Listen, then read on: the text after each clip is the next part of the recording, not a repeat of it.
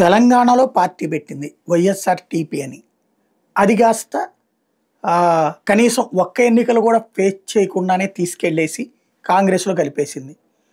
ఆ తర్వాత కాంగ్రెస్ పార్టీకి సంబంధించి ఆంధ్రప్రదేశ్ పిసిసి చీఫ్ అయింది. అన్ననే వెంటాడుతోంది, వేటాడుతోంది. అంతకుముందు అన్నని గద్దెదించడానికి పనిచేసింది. ఇప్పుడు అన్న మీదన తెలుగుదేశం ఎప్పుడన్నా దాడి చేయాలనుకున్నప్పుడల్లా తను వస్తుంది.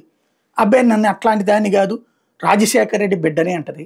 ఆ రాజశేఖర రెడ్డి అన్నా చెల్లెళ్ళు గొడవ పడాలని కాకుండా ఎవరి ఆస్తులు వాళ్ళకి పంచితే అన్న సంపాదించిన ఆస్తిలో కూడా నాకు వాటా కావాలంటుంది. అది నా హక్కు అంటుంది. అదేమంటే నన్ను వాడుకున్నారు అంటది. అసలు పాదయాత్ర భారతీ చేస్తానంటే వద్దు నేను వెళ్తానని చెప్పింది అన్నటువంటిది అప్పుడు చెప్పినటువంటి మాట. ఏది నిజం అన్నది ఎవరికీ తెలియదు. పక్కన పెడితే అటు పుట్టింటికి సమస్య, ఇటు అత్తారింటికి ఏమైనా ఉపయోగపడుతుంది. అత్తారోళ్ళు వాళ్ళ దోవన వాళ్ళు ఉంటారు. ఆ భర్తతో మాత్రం okay, no problem. At the same time తనకి సంబంధించినటువంటి వ్యక్తిగత జీవితం జనానికి అవసరం లేదు.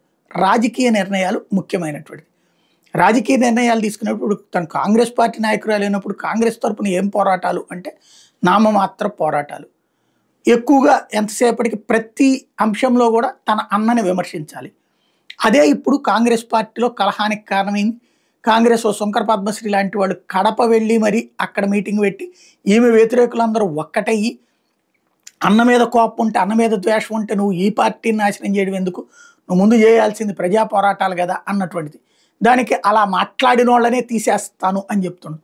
ఫ్రమ్ ద బిగినింగ్ పార్టీలో ఉన్న వాళ్ళని తీసేసి కొత్తగా వచ్చిన ఈమె పోనీ ఏమైనా పార్టీ నడిపిస్తుందంటే ఏమీ లేదు. తను తనని నమ్మిన వైఎస్ఆర్సీపీని మోసం చేస్తుంది. తను పెట్టిన వైఎస్ఆర్ టీపీ వాళ్ళని మోసం చేసుకుంది.